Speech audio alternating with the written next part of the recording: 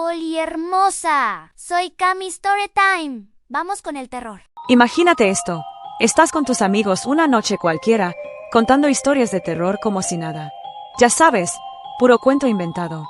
Fantasmas, brujas, ovnis, lo de siempre. Hasta que uno de ellos dice, bueno, esto a mí sí me pasó. Y tengo pruebas. Y lo más loco, estamos justo donde pasó. Así empezó todo. El que habló se llama Elías.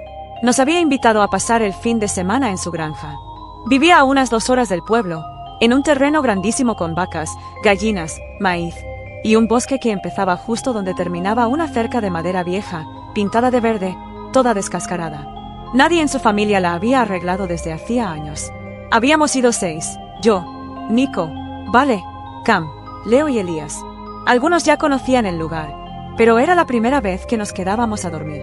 Queríamos hacer fogata, contar historias, quedarnos despiertos hasta las 3 de la mañana y hablar de cosas que en la ciudad ni se nos ocurren. Esa tarde fue normal.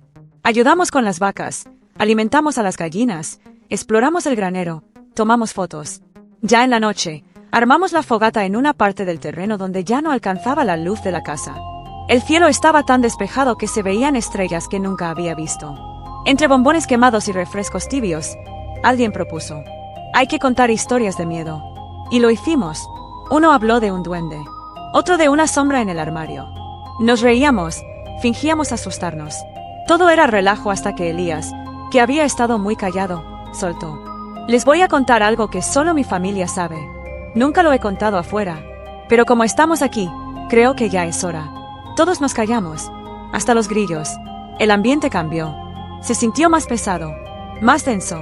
Esto le pasó a mi abuelo hace muchos años. En esa época, le regalaron una cámara de rollo por haber llamado a una estación de radio. Estaba fascinado. Le tomaba fotos a todo, los animales, los árboles, el cielo. Era feliz con su cámara. Una mañana, dijo que iría al bosque a fotografiar unas aves.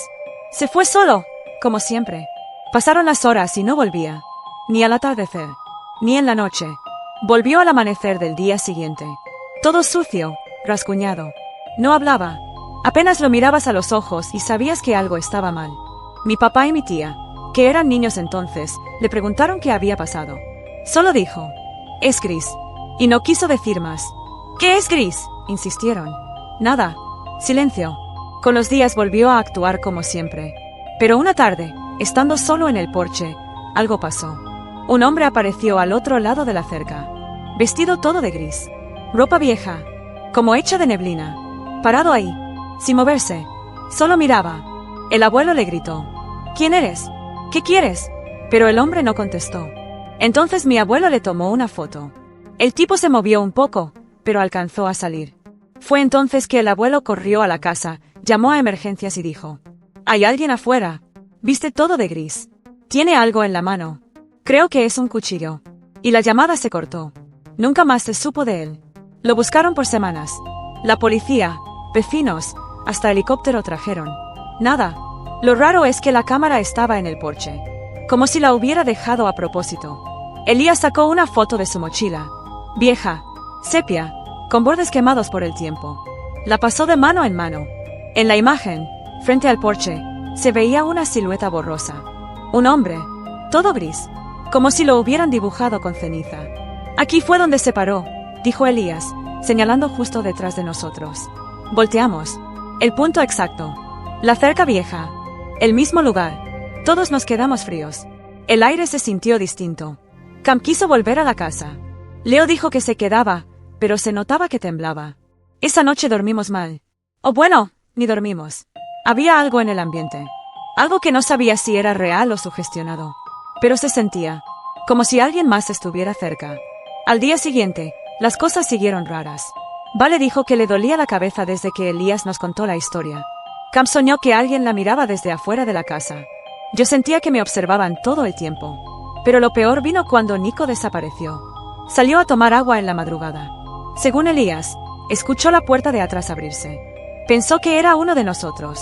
Pero al ir a revisar, no había nadie. Solo la puerta abierta y huellas en el pasto. Nadie vio a Nico en todo el día. Lo encontramos por la tarde, al borde del bosque. Estaba sentado en el suelo, como en trance. No hablaba, no reaccionaba. Solo tenía los ojos fijos en la cerca verde. Cuando por fin pudo hablar, lo primero que dijo fue: «Lo vi». Le preguntamos qué vio. Dijo: «El hombre de gris». Me habló, pero no con palabras. Se quedó así todo el día. Leo quiso irse. Cam también. Pero Elías insistió: «Si nos vamos así, sin entender esto, va a seguir. Y puede que no pare». Yo no sabía si Elías estaba loco o si realmente había algo que lo ligaba a ese hombre. Pero me di cuenta de algo. Él no tenía miedo. Estaba tenso, sí, pero no paralizado. Tenía una determinación rara, como si ya supiera lo que venía. Esa noche, Elías nos pidió que hiciéramos algo extraño, que cada uno escribiera una carta. No dijo a quién, solo que escribiéramos algo verdadero. Algo que nos costara. Lo que no decimos, se pudre, dijo. Yo escribí una disculpa a mi hermana menor. Siempre la trato mal sin razón. Cam escribió sobre una mentira que había dicho a sus papás. Leo escribió sobre su miedo a decepcionar a todos. Cuando terminamos, Elías dijo: «Este hombre aparece cuando uno vive con máscaras. Él ve lo que escondemos, lo que nos da miedo mostrar. Por eso mi abuelo se detuvo». Por fin entendimos. Elías sospechaba que su abuelo había visto algo en sí mismo en el bosque. Algo que el hombre de gris le mostró. Algo que no quiso enfrentar. Esa noche, quemamos las cartas en la fogata. Una por una, sin decir nada. Y entonces, lo vimos. Del otro lado de la cerca, entre los árboles, una figura. Parado. Silencioso. Todo gris. Elías se puso de pie. Caminó hacia él. Lo detuvimos. «No, déjenme», dijo. «Yo lo tengo que ver». Fue hasta la cerca. El hombre no se movía. No tenía rostro. Solo presencia. Elías se quedó ahí parado. No dijimos nada. Y el hombre desapareció. Como si se deshiciera en el aire. Después de eso, nada volvió a pasar. Nico se recuperó. Vale dejó de tener dolores. Cam volvió a dormir. Todos nos fuimos distintos. Como si hubiéramos dejado algo atrás. Esa fue la última noche que vimos al hombre de gris. Y aunque no entendimos todo, algo quedó claro: no era un monstruo. Era un reflejo. Una advertencia. Desde entonces, practico algo que antes me daba flojera: detenerme antes de actuar. Pensar si lo que voy a decir ayuda o hiere. Si lo que guardo en silencio debería hablarse. Si lo que escondo de otros, también lo escondo de mí. Porque el verdadero terror no está en los espectros, sino en las cosas que evitamos enfrentar. Y en lo que pasa cuando ya es demasiado tarde. Ahora, la siguiente storytime puede que te identifiques, y dice así: «Nunca me gustaron mucho las personas nuevas. Ya sé, suena feo, pero la neta soy de esas que cuando ya tienes su grupito, le cuesta abrirse con alguien más. Y justo por eso todavía me acuerdo tanto de lo que pasó con Clara. No fue hace tanto, y aunque nadie habla ya de eso, yo no he podido dejarlo ir del todo. No porque me haya traumado así nivel película, sino porque fue la primera vez que me di cuenta que sí hay cosas que no se sienten bien, y que a veces, aunque todo parezca normal, hay que saber decir no». Todo empezó en segundo de secundaria. En mi grupo éramos como 6 niñas que siempre estábamos juntas, en los recreos, en los proyectos, en todo. No éramos populares ni nada, pero nos caíamos bien y ya. Y entonces llegó Clara. Fue como a mitad de semestre. Nadie sabía mucho de ella, solo que venía de otra ciudad y que su papá trabajaba en algo del gobierno. Desde el primer día se veía rara, pero no en el mal sentido, más bien, diferente. No hablaba mucho, vestía siempre con ropa como muy grande para ella, siempre de tonos oscuros, y tenía el pelo larguísimo, negro, como si nunca se lo cortara. Tenía cara de niña chiquita, pero había algo en su forma de mirar que no era nada infantil. Como si supiera algo que nosotras no. Al principio se sentaba sola, hasta que una vez la profe de ciencias nos dejó hacer un trabajo en pareja, y como éramos número impar, me tocó con Clara. No me quejé. A mí me daba igual. Pero fue en esa tarea cuando empecé a notar que algo no estaba bien. Estábamos investigando sobre los volcanes y nos tocó hacer una maqueta. Nos juntamos en mi casa, y Clara llegó con una caja de cartón llena de recortes y figuritas que había hecho ella sola, como si ya supiera de antes que le iba a tocar ese tema. Le pregunté si ya había hecho ese trabajo en su otra escuela y solo me dijo más o menos. Tenía una forma muy seca de contestar. Y eso sí, rara vez sonreía. Pero cuando lo hacía, parecía más una mueca que otra cosa. Como si no le saliera natural. Después de eso empezó a acercarse a nosotras. A veces se sentaba cerca, a veces nos seguía al recreo. Era callada, pero poco a poco se fue integrando. Y aunque a algunas les caía medio pesada, Otras como Dana o Moni empezaron a agarrarle confianza. A mí, no sé. Había algo que me hacía sentir incómoda, como si nunca supiera en qué estaba pensando. Clara tenía esta costumbre de anotar cosas en un cuaderno que siempre traía. Nunca se lo prestaba a nadie, y si alguien preguntaba, decía que era para guardar recuerdos. Pero nunca la vimos escribir cosas normales. Una vez Moni se acercó por detrás, y vio lo que parecía un dibujo de un pasillo, con puertas abiertas a los lados y sombras al fondo. Clara se dio cuenta, cerró el cuaderno de golpe y se fue sin decir nada. Un viernes, ya casi al final del semestre, Clara nos dijo que su mamá iba a salir de viaje ese fin de semana y que si queríamos ir a su casa el sábado a dormir. Que podíamos ver pelis, pedir pizza, lo típico. Dana fue la primera en decir que sí. Luego Moni. Después Vale. Y al final yo, que no quería quedar mal, dije que también. La casa de Clara estaba lejos. En una colonia medio rara, con casas grandes pero viejas. Todo se veía como abandonado. Cuando llegamos el sábado, su mamá ya se había ido. Clara nos abrió la puerta y lo primero que noté fue el silencio. La casa no tenía música, ni tele prendida, ni nada. Estaba todo limpio, pero se sentía vacío. Como si nadie viviera ahí de verdad. Como si alguien hubiera limpiado todo para que pareciera que alguien vivía ahí, pero no era cierto. Nos llevó a su cuarto. Era enorme. Tenía un librero lleno de carpetas, cajas y cosas. No había fotos, ni peluches, ni colores. Solo paredes blancas y una ventana tapada con una sábana negra. Eso ya me pareció raro, pero no dije nada. Tampoco había espejos en ningún lugar. Solo una lámpara tenue y una alfombra desgastada. Pedimos pizza. Pusimos una peli. Todo normal. Estábamos en pijama, comiendo, riendo bajito. Hasta que Clara dijo que quería mostrarnos algo. Que tenía unas cosas curiosas guardadas. Sacó una caja de zapatos. Dentro había papeles, recortes, fotos viejas y un montón de dibujos. Todos hechos por ella. Pero los dibujos eran inquietantes. Figuras de niñas sin ojos. Casas con puertas abiertas en la oscuridad. Personas paradas al fondo de pasillos. Todo en blanco y negro. Los recortes también estaban raros. Noticias de personas desaparecidas. Titulares viejos sobre incendios en casas. Cosas así. Yo no supe qué decir. Moni se quedó callada. Dana solo dijo "qué raro" y se rió nerviosa. Clara nos miraba, esperando nuestras reacciones.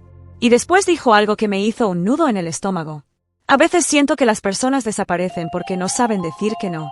Nadie respondió. Yo solo bajé la mirada.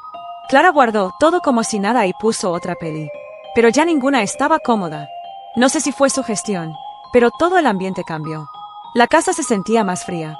Nadie hablaba mucho. Ya no queríamos seguir ahí. A eso de la 1 de la mañana, Dana dijo que tenía dolor de cabeza. Moni dijo que se sentía rara. Yo, que ya ni podía dormir. Le preguntamos a Clara si podíamos poner la tele en la sala, para estar más cómodas, y ella dijo que no. Que mejor nos quedáramos en el cuarto. Que afuera hacía más frío. Vale fue la única que parecía tranquila. Se quedó dormida en el colchón, boca abajo, como si nada. Raro en ella, porque siempre era la más miedosa del grupo. Me dio mala espina. Yo no podía cerrar los ojos. Pensaba en los dibujos. En la frase que dijo. En la forma en que Clara nos miraba mientras nos mostrábamos incómodas. Había algo en ella que no era normal. Sentía como si la casa nos estuviera absorbiendo. Como si de alguna forma, Clara nos hubiera metido en su mundo. A las 3 de la mañana escuché un ruido. Como un cajón abriéndose. Me incorporé despacio. Clara estaba de pie, frente al librero. Sacando otra caja. No me vio. O fingió no verme. Me quedé quieta, viéndola. Sacó algo. Un cuaderno. Se sentó en el piso y empezó a escribir. Pero no escribía palabras. Era como si dibujara símbolos. Figuras que se repetían. Como sellos. Como si estuviera haciendo algún tipo de patrón. En ese momento, algo dentro de mí me dijo, vete. Sal de aquí ya. No esperes a que algo peor pase. Desperté a Moni, le susurré que algo no andaba bien. Me miró con miedo. Luego despertamos a Dana. Le dijimos que nos íbamos, que íbamos a llamar a nuestros papás para que vinieran por nosotras. Que no podíamos quedarnos ahí más. Clara nos miró desde el piso. ¿Ya se van?, dijo, con voz suave. Yo solo asentí. Está bien, dijo. Y sonrió. Pero esa sonrisa no era normal. Era como si estuviera esperando que alguna no se fuera. Como si con una bastara. Vale se despertó, confundida. Le dijimos que teníamos que irnos. Ella solo se puso los tenis sin decir palabra. Salimos rápido. A las afueras de la casa, ninguna tenía señal. Caminamos una cuadra hasta que por fin pudimos llamar. Mis papás llegaron por mí. Las demás también se fueron. Nadie dijo mucho en el camino. Nadie dijo nada. El lunes siguiente, Clara no fue a la escuela. Ni el martes, ni el resto de la semana. Nos dijeron que se había mudado de nuevo. Sin despedirse, sin dejar rastro, como si nunca hubiera estado. Le conté todo a mi mamá, a la orientadora. Nadie supo qué hacer. No había nada ilegal en lo que pasó. Solo cosas extrañas. Y a veces, lo extraño es peor, porque no sabes si fue real o solo tu cabeza exagerando. Hasta hoy, no sé qué hubiera pasado si me hubiera quedado. No sé si exagero, pero algo dentro de mí sabe que hicimos lo correcto. Que salir de ahí fue lo mejor. Y si algo aprendí de esa noche es esto: si algo no se siente bien, no tienes que quedarte. Aunque sea incómodo, aunque parezca mala onda, tu instinto no se equivoca tanto como crees. Y a veces, decir no es lo más valiente que puedes hacer. Comenta si alguna vez te ha pasado algo así o si tienes alguna historia. Espero que te hayan gustado las historias. Aprieta el video que te aparece en pantalla y suscríbete para más. ¡Chao, chi!